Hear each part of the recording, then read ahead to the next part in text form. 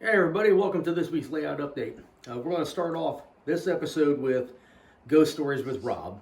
Things have started to happen once again.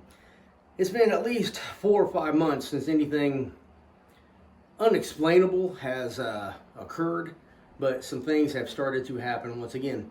Like this main light right here that you can't see, but you can see that it's working. For some reason, it is on when it should not be on. So I literally would turn off all the lights, go back into the house, and get up in the morning, and when I come back out here in the morning, this light's on.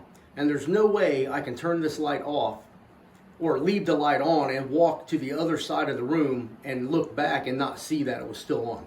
That's happened twice now. If you've watched my videos before, you'll know that this was a common occurrence a couple of years ago. I had a lot of issues with this light always being on, or the light underneath of the desk or at the desk being on, and I know I turned them off. That's just a couple of weird things. And if you probably remember the trees over here in Cartridge that got knocked down, I still can't figure that one out. But something that did occur to me the other day that I don't think I've ever shared was my incident with this light. Now, this is just a Ryobi light. It runs off a battery.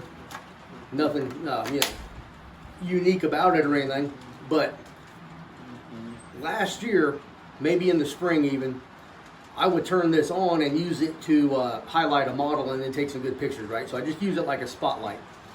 And it would start flashing. And I changed the battery out and put in a brand new battery, or a fresh battery, even though the old battery was, charged up. And it would do it again. And it kept doing it. It did this for months. And then it just quit. And now it'll stay on for hours. And I've literally turned it on in the kitchen, and I left it on for 3 days straight just to see how long the battery would take to die, and it hadn't even went down 1 bar in 3 days of being on for 3 days in a row. So I still cannot figure out how or why this thing was flashing so much, but it did. Now, my wife and I, we watch the paranormal shows all the time, and on Ghost Hunters, I think it was, that's one of our favorites, either that one or the one with Zach, Ghost Adventurers maybe.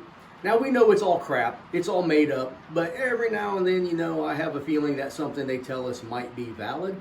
So one of the comments that was made was that when spirits are trying to manifest themselves, they suck down electricity from batteries and stuff like that. So maybe, just maybe, something was trying to manifest itself out here, and that's why this light was flashing, and maybe that's why this light keeps getting turned on in the night when I know for a fact that I turned it off. Food for thought. Food for thought. Now, ever since I've been bringing the dog out for me, and he's being lazy here on the floor, every now and then he would jump up like he heard something and run into the other room. And I'll go in there to see what he's looking at, and he's just like looking in the corner. So I don't know if he hears something that I don't, but if you remember from my videos, I've heard women's voices, multiple women's voices. I've heard music. I've heard things that when I brought my wife out, I could still hear, but yet she could not hear. I don't know, maybe it's the holidays, but things are starting to happen out here again. But let's get into this. I've been working a lot this week, and I got the hallway put in the house, the hardwood floor that I talked about a couple weeks ago. It's done. All the trim work is done. And I just have to do some caulk work and stuff like that. And I hate working with that stuff. I make a mess with it. But that's finished. But what I have to do in the kitchen and the hallway still is probably maybe a day or two of work, just a couple hours each. So my focus will be back out here for a little while, at least until January. Now, I'm not trying to jinx myself, but come January, it'll probably be more personal training and less model trains. January, February are the cold months here in North Carolina as well. So don't expect to see a whole lot of videos being posted in January and February. But great things will be happening for the model railroad in that time. It just will affect the railroad long term versus short term. Let's see, what else? I'm just going to tell you something. I totally forgot what it was. But hey, let's go into the rest of the video, and when I remember, I'll go ahead and bring it up. All right, so this entire area you're looking at from all the way back here, all the way to, go past the Robinson's house here. and over to this little section here in cartridge. This part here I refreshed with some dark green ground foam, and otherwise there is brand new scenery from this spot right here all the way around past the Robinson crossing. And you can see where the rock road takes over from the concrete right about here. Got a bug up here, a little ladybug. I tried to save her from being glued down, but evidently she just came up here and died. You can see how this is looking all the way down. There's green. I put down a lot of dirt. I tried to keep it kind of contoured. And it's all the way down here to the where the bridge tower is going to be. Now, I was thinking about changing this and calling it BG Tower instead of bridge, but we'll see about that in the future. Now, this whole area back here along the hillside there, I will refresh with some scattered dark green as well, and that way there the scene will blend a lot better. I've also decided that these pieces that I put in here, I think I'm gonna take these out. I think this one comes up, and this one here comes up. They're all just kind of stuck down by time. I think I'm just gonna take all this out and I'm gonna put trees in. And speaking of tearing things out, it kind of seems like as we build our model railroad, we find out what works, what doesn't work, what we like, what we don't like. And there's a couple of other things here that have popped up that I've realized that I'm just not happy with anymore. So I'm gonna hit pause here real quick and then I'll show you what I'm talking about. Yeah, we get the bird's eye view here. Now, once again, I've lost my pointer. It's around someplace, but this turned out right in the middle of the screen. This line that branches off towards the top of the screen is just an industrial spur. It comes around and it allows the local to work the ammunition factory, which obviously I have not done anything with. And then the line comes around and goes to Black Hawk Ironworks back here. I think Black Hawk Ironworks and the ammunition factory is going to get gone. I'm not happy with it. You can't work it. It was a bad plan, a bad idea that I thought would work at a time, but as I built cartridge up here, you can't get to this turnout in the back. So I'm thinking about tearing out all that track, and I'd like to leave it in, but I think it might just become a notional branch line. And what I mean by that is there'll be a local, maybe a 15-car local that will be shoved into this track, and it would just sit there until whatever time it goes on duty, and then it'll pull out to the main line and it will simulate a train coming off the branch line, and then it'll run, that train will then run around the layout and then go into the yard. One of the things that'll just be kind of like a staging siding maybe. I haven't decided. The original plan when I put that in was that over here in the corner I was going to put a hole in the wall, right? And then the hole in the wall would have went into the garage, and it would have had about 2 or 3 tracks on there, and would have just been staging a couple of trains, a couple of like 50-car trains or something like that. But on the other side of this wood wall is brick, so that is not going to ever happen. I mean, I could easily, you know, make a hole in the brick and all that stuff, but that's just way too much work, and I really don't want to, you know, cut holes in masonry. So, and then, you know, this is just a couple of backdrops and a couple of old, I think one's a brewery kit and one's a maybe a pickle kit or something like that, and there's a couple of random items stuck in there to try to make it look like an industry in the background. But I think this is all going to go. I'm not happy with the turnouts. They're number 4s, and just before I put down ballast, I need to make up my mind on this. So, but I've been thinking about it the last couple of days, and I think it needs to just go. So maybe it'll just be a staging track, and that's that. And then I will build up the corners with some foam and kind of make them look like hills. And then when I finally get around to not being lazy and I paint the green that will come around here, all that stuff should blend in the corners with the hills and all that stuff. So that is the hope that I have. So we'll see about that. So let me know what you think. You know, should I leave this stuff, even though you can't really reach it? Maybe just use it for staging or something like that. Or should I just tear it all out and just have a staging siding? Because I can't bring it back in and put it anywhere because there's no place to run like a double track or anything like that. Okay, so if you've been watching my channel for a while, you know that I have had issues with this lake. And over time, I've messed with it and messed with it and messed with it. So this morning I decided, let me get the heat gun back out. Let me nail it with the heat gun and see what I can do with it. Because, it wasn't Opie, it was Winston. Winston, my cat, got left out here overnight, and he decided he was going to walk through it. So there were footprints in it because the epoxy never set up. Well, I hit it with the heat gun this morning, and it's actually set up a little bit now. And it's not tacky on the top. So what I think I'm going to do is I'm going to hit it one more time with the heat gun, try to get it to clear up a little bit more, and we'll see what it does. And then it might finally have cured enough to, you know, look right. Now, something else that I've done, about busting my ass there, you missed it, is this little bridge right here. Let me get the camera in a good spot. Raise this up a little bit. All right, so this is a scene on the model railroad that I have absolutely love, but I absolutely screwed up because on occasion I can make a mistake, and it happens. So what I ended up doing here, probably a year or so ago, was when I put these trees in, I trimmed this back, and it looks absolutely horrible. Absolutely horrible. Now, if you only look from like there down, it looks great. You know, the creek lines up with the bridge, and I give myself an A for effort, but I give myself an F for how it turned out.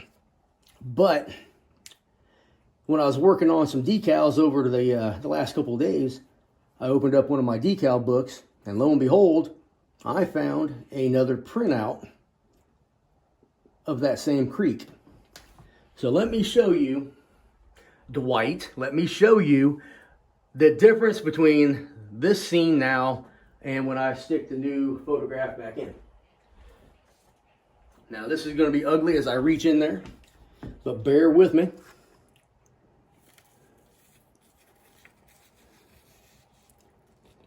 Now, once I glue this in place, I think that is 1,000,000 times better. I have no idea how I screwed that up so bad before, but how good this looks now. And well, and I think it looks great compared to what I used to, especially. So I'm just really happy with this scene overall. This is the scene that I always talk about, that Dwight told me that my trees suck. And it still makes me laugh, but I pick on him quite a bit about that. Matter of fact, Kevin Spain picked on him a little bit in Raleigh. I thought it was pretty good. So, but Dwight's a good guy. He's my best friend. I know I talk a lot of crap, but some of the stuff is made up, some of the stuff is true, and I'll leave it up to you to figure out which is which. But I'm really happy with the way this is looking. Finally. And all right, let's move over here just a little bit more, see what else I've been working on. So now Veterans Memorial Park has a picnic table, a grill, and a trash can. And I really like the way the scene looks. I think this is a great little photo location. The trees in the background hide the Allegheny Midland main line, while the tracks in the foreground are your main point of attention. The track closest to you is just a siding, but I have light colored ballast on there to make it look like a main line for certain photographs and stuff like that. And then the main line is the second track. But I really love the way this is looking. Really cool. And this train, evidently I've been talking a long time. These are Atlas models, and my favorite thing about these, besides that they're heavy and they can pull just about anything that I put on the drawbar, is when you hit F10, it'll tell you the speed. There's a voice that'll pop up and tell you, you know, 18 miles an hour or 25 miles an hour. And I've speed tested it by marking off a mile of track, and then, you know, a scale mile of track, and then running these locomotives through it at, you know, and hitting the button. And, you know, between the timing and checking the timetable, checking the time that it ran, and the decoder version of its speed, or whatever I'm trying to say, is usually pretty close. It's very close, and it's actually kind of fun to play around with, and I've gotten pretty used to judging the speed by how much noise the cars make. So if it's anything over 40 miles an hour, scale miles an hour that is, the cars make a lot of noise. But around 35, they're pretty quiet. And so you can tell from between 35 and 40 as you speed up what the train speed is, or guesstimate a little bit like that. So, but let this thing finish going by, and I'll run you over and show you what else I've been working on. Because I feel like I haven't done anything this week, but I've actually done quite a bit. All right, so we go over here to Lover's Leap. I guess it's really not much of a Lover's Leap. It's probably just like a lover trip and fall down a hill, roll down it a little bit. But I put some trees in over here, and you can see there's some red trash cans and picnic tables and grill, and a picnic table and grill back there. Throw some cars up there and some people standing around, and I like it. I got a little dude that looks like he's taking pictures. I like to stick him up there, make it look like he's taking pictures from the top of the hill, looking down over what's going to be the coolest bridge in HO scale history, except for that one at Raleigh on that module that I've had a bunch of videos on. I should start working on that here soon. There's my buddy. He's been doing really good, but his mouth is so big lately. All he wants to do is bark at everything. And it does get annoying. I probably should just hit pause, but oh well, you're already... Well, let me hit pause. All right, so if you watched one of my short videos the other day, I had this Pennsylvania Alco C628 leading the freight going by. And that would be this one right here, 6302. And you can see all the weights that I put inside there. Yeah, this thing is almost 21 ounces when I put it on the scale versus about 15 ounces like this one, pure stock. So I put in a lot of weight, and it can pull a lot of cars. So one thing I did differently on this model here versus the stock model is I took off the circuit board off the top, and then I replaced it with a TCS Wow Sound kit. And I took this kit out of one of my Allegheny Midland units because it just didn't sound good. So, I mean, it sounds a whole lot better in this one. And the only problem is there is no holes or grating for the sound to come out. So what I ended up doing is drilling out this exhaust nozzle right here. And then I'm going to put a bunch of little holes back here, and maybe a couple in this the side grating back here if I can get to it. But the speaker doesn't sound that good either, so I'm going to go to Mike's Trains this week, and we'll pick up a scale sound speaker. Now, I looked at them the other day, and I was like, I don't know what size I need. I had a pretty good idea, but I wasn't quite sure. But I'm going to go back and pick that up and a couple other things, I think, on Tuesday when they open back up. Now, you see this little part right here? I had to build this area up because there's a drive shaft that goes between these two, these weights on each side of the frame. So I built this up with a couple pieces of plastic, put the screws back in, used some super glue, and built a bridge, literally a bridge over there. Used some double-sided tape, and then put the speaker in place. I still have room here and above the speaker to put in more weights if I want to. And I could probably do 2 more weights there on the far right where those 4 are at. The motor is a little louder than what I was expecting, but I think once I get a good speaker in there and I perforate those grills to let that sound out, I think it's going to sound a million times better. So I'm really excited about this. I love these Alcos. These 628s are incredible. This C630, only reason I bought that was because it was so cheap, and I got it. And it's the newest locomotive on the Pennsylvania as of, and I think I think those were actually delivered in January or February of 1967. But we're just going to say that it showed up in the middle of 1966 and be happy with it. Let me take this off.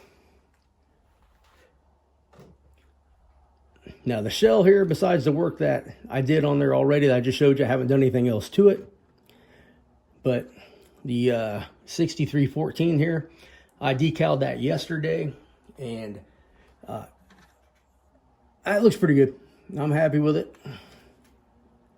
And then the C630, I decaled the road numbers on there as well, and those look pretty good too.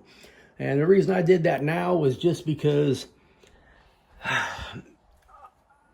really don't know why I did that. I just looked down, I saw him, and let me go ahead and put these decals on there, because I had decals cut out for this GP9 dummy that John Lazar sent to me that had the wrong numbers on the cab. So I think it had it at 7522, and if it was been like 7225, it would have been fine.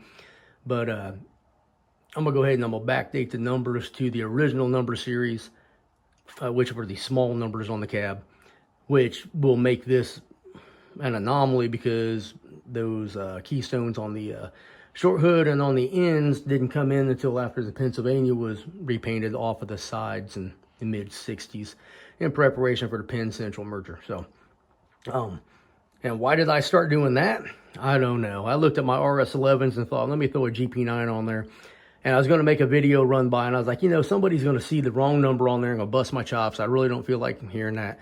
So let me just go ahead and take them off, and that's what started all that. So it just happens every now and then that I go a little overboard and do something that I absolutely had not planned on doing whatsoever. All right, two last things. And while we walk, I'm going to talk to you about my YouTube channel. So a couple weeks ago, I said my channel was dead. Well, I kind of brought it back to life. So I had over 20,000 views in 1 week due to a couple of short videos that I put up that did incredibly well. I think last month I had over 30,000 views, and it's all because of short videos. Now my long videos on Sundays, and usually if I do a longer video on Thursday, those have absolutely sucked. Those numbers are horrible compared to previous videos that I put out. And I didn't get any subscribers for like 2 weeks, and so now all of a sudden I went up to I think I'm at 2,758 subscribers as of this morning, and subscribership is going up because of the short videos. And so what I'm going to ask everybody to do, if you're watching this video, go watch another video. And that's the best thing I can say. If you want to help the channel out, go watch another video, go watch a full-length video, hit that like. And the short videos are great and all, but I make $0 off of that. And on a long video like this, I might make 10 bucks in a week. So I went from making $100 a month to making $45 a month, because all the views dropped off because the algorithm was changed or modified to reflect people that have pop-up blockers and ad blockers. So if you have a pop-up blocker, ad blocker on your phone or computer, and you're watching my video, I don't get credit for the view. Now, I'm not telling you to turn that off or nothing. I hate ads. But, at the same time, I have to be a supporter of the advertisement, because that's how I'm making money, and all the money I make on the YouTube channel goes right back into the layout. And I actually had somebody suggest to me starting a Patreon, which is sort of like a membership. So you would literally sign up and subscribe to my channel and pay me a couple dollars a month type of thing like that. And I really don't like that idea, but if you have any other ideas, or you actually like that Patreon idea, or you just want to send me some money on PayPal, let me know, because I don't know how people can do that. I just not my thing, I guess. I don't know, but I mean, maybe that makes other people happy to do that. And if that's you, let me know, and I'll take your donation, and I'll name a road after you or something like that. But once again, that's just not quite my thing, so I don't really think that's a good idea. But I don't know. Let me know what you think. Leave me a comment. Tell me what you think about that, and I don't know, maybe you can change my mind. I don't know. So over here, I planted a couple of trees in the middle. I still need to take some clump foam and shove it in here and fill out these trees a lot better. But there's a couple of picnic tables in there, if you can see them. And that's just literally a break area for whoever is working over here, rolling the vehicles off or whatever on this ramp or working this area. Or, you know, the truck drivers or something like that, they're sitting there waiting to get loaded up. They got a little someplace to go. And I like the way it looks. This little station here, so a cheap station. I'm gonna put windows in that this week. And I got another one down here that I just did. I'm gonna be working on some buildings for the next couple of weeks. So I'm gonna get away from scenery because I got the powerhouse here, I got the ADM elevator here, and I got the bank that's gonna go right there and replace that church. So I need to get off my butt and start building. And I also picked up a new tower for the interlocking up there as well. I did work on this little station. All right, I had some technical difficulty there. I'm not sure where it started or stopped, but evidently my phone was full, and that was that. I got like a freaking terabyte of memory, so I don't know what the hell is on there. But so I worked on this building the other day. I replaced this front window. This was supposed to be a door. I took that off, put in windows, and I put, you know, glass or glazing in there all over the place. This one don't look quite as good as the other one, but I like it. So, and let's go over here. Let me duck under. Oh, goodness. Getting too old for that. I know what you're going to say. You're Rob, you're bringing us back here to tell us that you're about to start working on it again. No, I brought you back here to tell you I have started working on it again. So I saved this down a little bit, and I'm getting ready to paint brown here, green here. I got to go over green a little bit up here, and then I have to glue all these pieces in. But before I can glue the pieces in, I have to ballast these two main lines. So once I get that ballast done, I jump back into working 100% on this scene. I cannot wait to start covering this with ground foam, or not ground foam, but clump foam, and making it look like trees, and work on this little middle section and get this finished up. I absolutely love this spot. This is going to be a killer shot, a killer view, and I am so looking forward to completing this little area, because it's not really a thorn in my side, but it's been on my mind a lot, and I've always been concerned about tearing it up.